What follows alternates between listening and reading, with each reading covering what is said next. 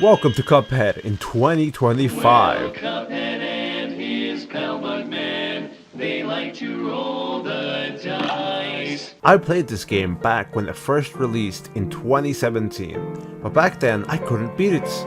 I'm sure many of you who bought it back then haven't been able to beat the game either, and I know some of you would love to play Cuphead but feel like it might be too difficult. Well, let me tell you something. It is if you suck at platformers as much as I do. The first thing I wanted to do to make beating this game easier for myself is to get exactly 14 coins.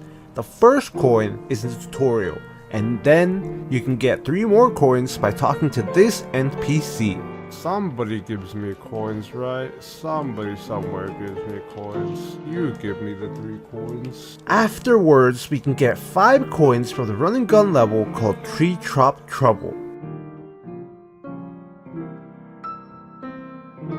And 5 more coins from another level called Forest Follies.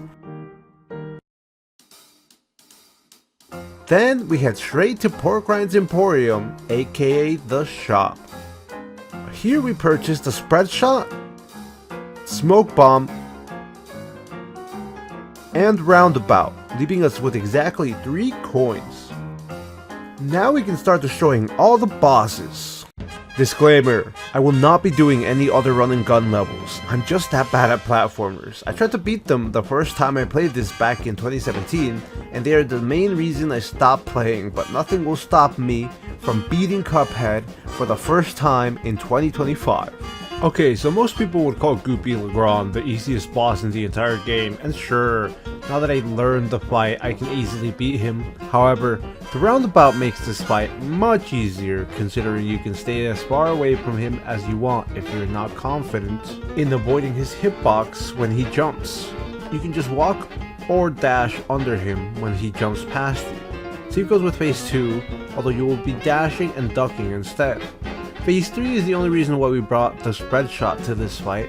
It's much easier to shoot the face at the center of the tombstone with Spread Shot, and the charge up attack of Spread Shot can hit Goopy's face for maximum damage. Now let me show you how this fight went without Spread Shot or Roundabout. I'm glad you saw. I hate this guy, by the way. I'm gonna die here more than I did on the fucking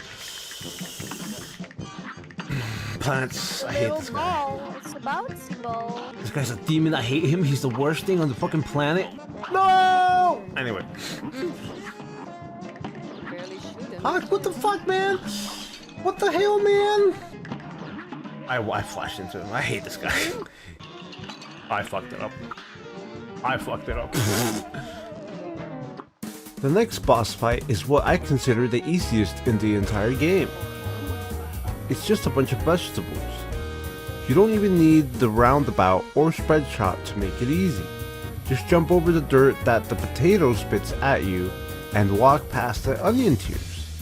The Spread Shot does make phase 3 easier, considering the giant carrot starts shooting tiny carrots, but you can just walk past its other projectiles. Oh, you do not. Alright, fine. Thank you. Get out of here. Bilderberg is the first boss we have to fight on a plane, which means none of the stuff I bought will help us. To be fair, I really enjoy the plane boss fights because it adds variety. Now, I would love to give a spiel about how to defeat Hildeberg, but I'm not the best at fighting her. The best tip I can give is in her quote-unquote Gemini phase. The projectiles will start shooting either north or south, aka up or down, which is why I tried to stay on the left side of it. Outside of that, I could barely beat this boss with 1 HP remaining. Okay, there we go.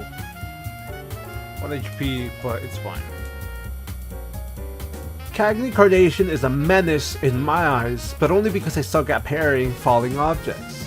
If you can parry the falling seed, then most of you should have an easy time in the first phase. Just remember that you can duck under the boomerang without having to move. I suggest you swap to the roundabout when the second phase starts, since you can't stay still here.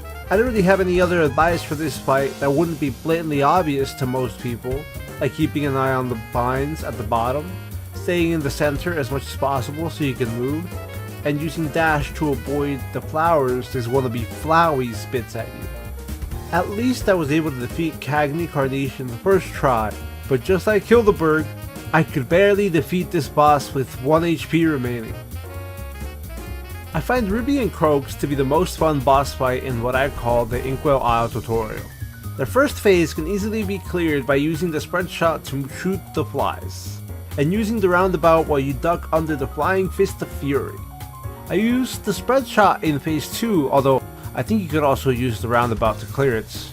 The third phase has 3 different modes that can attack you, however, it's RNG and depends on the outcome of the slot machine. So I would love to tell you about the other modes, but I got a triple snake on my slot machine, making it so I could beat this boss with full HP. The triple snake? Alright, now that the tutorial town is over, aka Inkwell Isle 1 is over, the real show can begin next episode. We just need to collect this final coin and buy the charge shot to get started. I want to give credit to this content creator for making a video called Beating Cuphead Without Getting Hits. Without this video, I would not know what weapons to use. Thanks to this video, I can beat Cuphead in 2025.